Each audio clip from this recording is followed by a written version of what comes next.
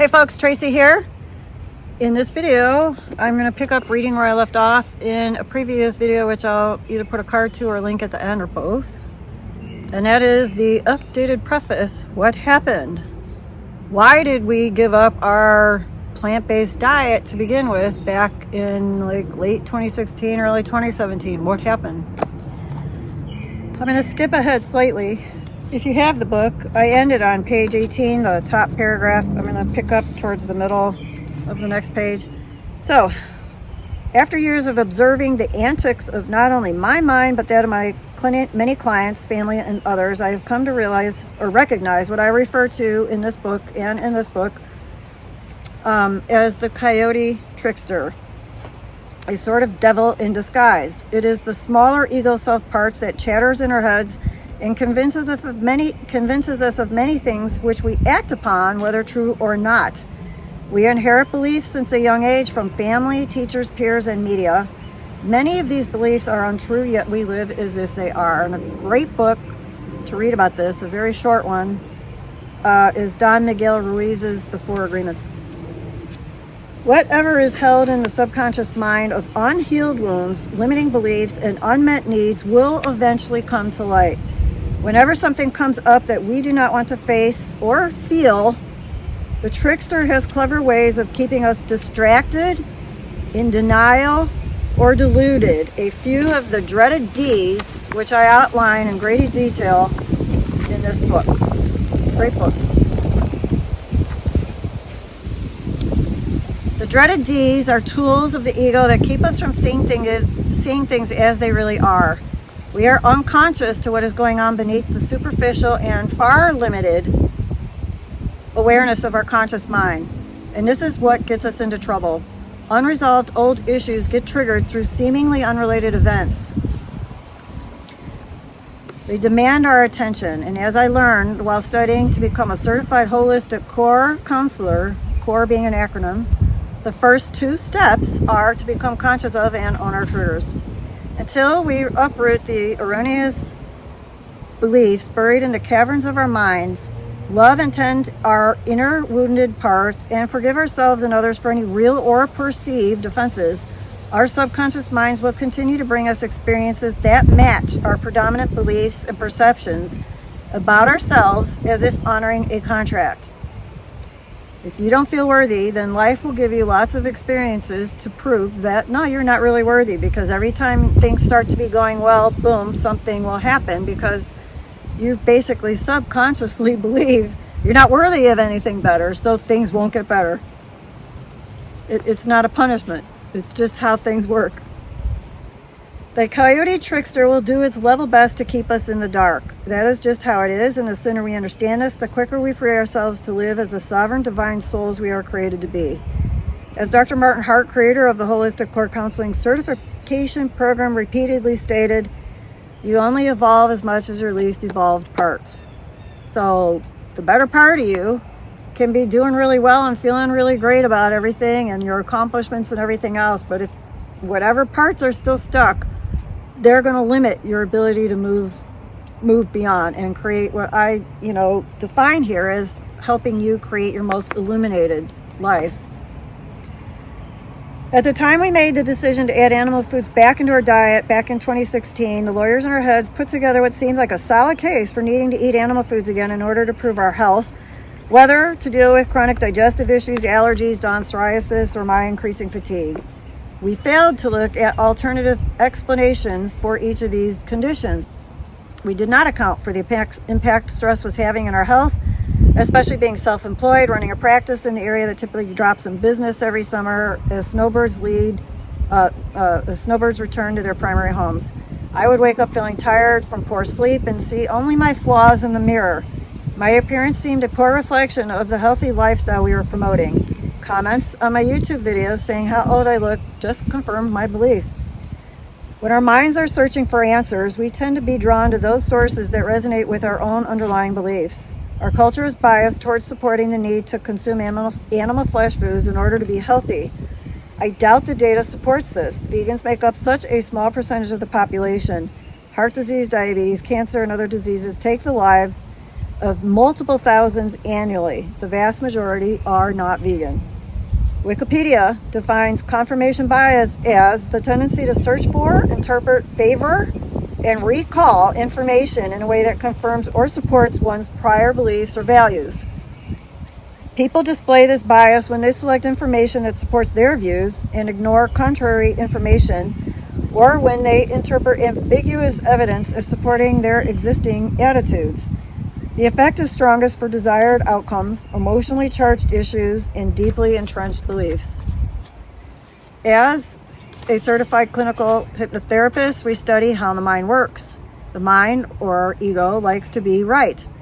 If the ego dislikes being humiliated or rejected, all animals are hardwired to avoid discomfort and seek pleasure. We fear abandonment, alienation, and death. In the past, survival would have been very challenging on one's own if kicked out of one's tribe. The ego believes in separation, a virus of the mind installed eons ago to help us manage life in the material realm. In a nutshell, our deeply entrenched familial and societal beliefs about the need to consume animal foods to be healthy, coupled with the discomfort of feeling alienated, my ego's judgment that my appearance was a poor reflection of what I was promoting, known as imposter syndrome, memories of conflict with family and others related to our diet, online chastisement and public ridicule, and probably most importantly, lingering unhealed issues and false beliefs about not being worthy, along with financial and other life stress, caused us to finally cave. The adversary wore down our defenses and we lost the plot. However, the adversary always overplays his hand. Although we felt like we went through a very long, dark night of the soul, what blossomed in its wake was an incredible awakening. Our hearts called us home. We strengthened our resolve and learned what we needed to learn. We will never again go against our hearts, ever. We forgave who we needed to forgive, including ourselves. Our deep remorse eventually subsided. All that matters in the end is how we perceive and respond to what shows up in our lives. And that is the message I hope this updated preface would get across, even if it took me many hours, days, weeks, and months to write it, edit it some more. Looking back now, so many things have changed since we made that fateful or faithless decision to add animal foods back into our diet nearly 10 years ago. Plus, in 2020, in the midst of a near worldwide shutdown for a perceived pandemic, we relocated. We shut down our 3-treatment room clinic, really nice space in Scottsdale, Arizona, and moved back to the Midwest to help our aging parents. Within a few months of our arrival, on July 4th, 2020, Don's mother, Ruth, passed.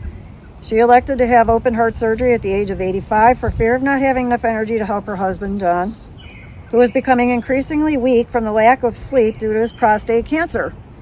Fear caused Ruth to gamble on open heart surgery to improve blood flow of an almost entirely clogged artery. Fear caused us to add animal foods back into our diet. For 10 days, Don's father was the only person allowed to visit Ruth post-surgery. We were all allowed to visit the near-empty floor of the hospital after she passed. She spent her final 10 days intubated and in pain. The surgery itself was deemed a success. The cause of death? Sepsis. The $500,000 surgery and post-op stay was certainly a successful financial endeavor for the surgeon. Before 2020 closed out, Don's father also passed. We spent an entire year closing our clinic, moving, caring for parents, and emptying and selling their respective condos.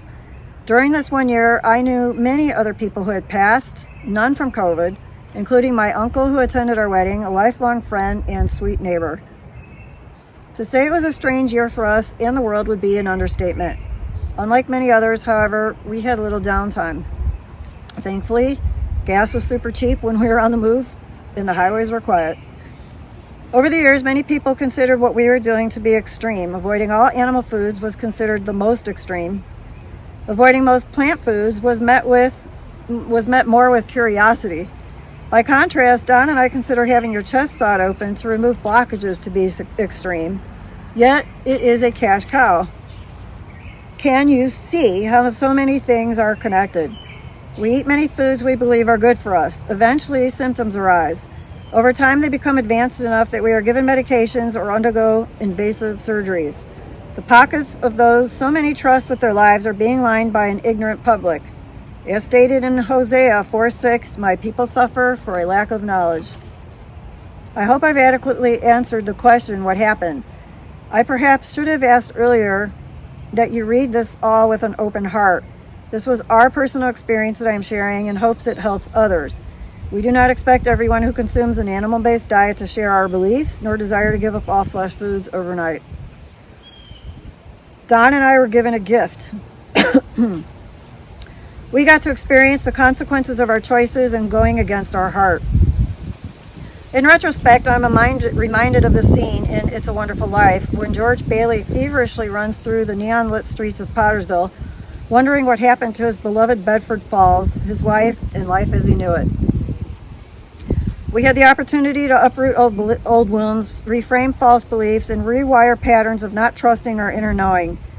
We also had, another opportunity to test our faith with a more pronounced cancer scare that arose 5 years post our resuming consumption of a lot of meat and dairy. In summary, our particular story may be unique. However, the process of transcending the ego's dominance in our lives is a theme common to all. We don't realize we are acting from a limited aspect of who we are because we don't know who we are. Our limiting false beliefs, old wounds, and fear for our survival influences our thoughts and behaviors. I believe this is so important that I have a whole a whole chapter in here written about the 5 classes of the mind, the root of which is avidya, or ignorance, from which all other 4 are born. Our beliefs about what is healthy to eat and what isn't causes us to have strong attractions, or raja, and aversions, devesa, 3 of the 5 classes. Rooted in faulty beliefs, our attractions and aversions can unwittingly sabotage our health. With a lack of support, being vegan can feel very alienating and stressful. It is difficult to be aware of the suffering of animals while living as a social outcast in an animal-centric culture that has deemed the consumption of animals as normal, natural, and necessary. Yet for us, as painful as it was to go against our own tribes, going against our hearts was far worse. As a result of restoring a healthy vegan macrobiotic diet and making adjustments, this time just to minimize the gas and bloating and heal our gut, I lost 12 pounds again, 10% of my total body weight, and I'm finally consistently maintaining a leaner body mass range that I had long desired. I have a greater sense of balance, calm, even energy, and peace of mind, knowing that my actions align with my values. I am less stiff, more flexible when I eliminate animal foods from my diet as well. What I notice the most is how much more mentally clear I am, especially as an intuitive energy healer. I absolutely love whole plant foods, especially whole grains and vegetables, and I know you will as well once you experience the calm clarity and enduring energy that eating them will make you feel. When we live in harmony with nature and her divine laws, our lives flourish. When we don't, we suffer. We are hardwired to be in union with the divine, that which is greater than ourselves. Call it God, Great Spirit, or the Infinite One. We may live lives and consume foods and substances that dull our senses and lull us into forgetfulness about who we really are, but our spirit awaits patiently for us to awaken our hearts and remember the truth.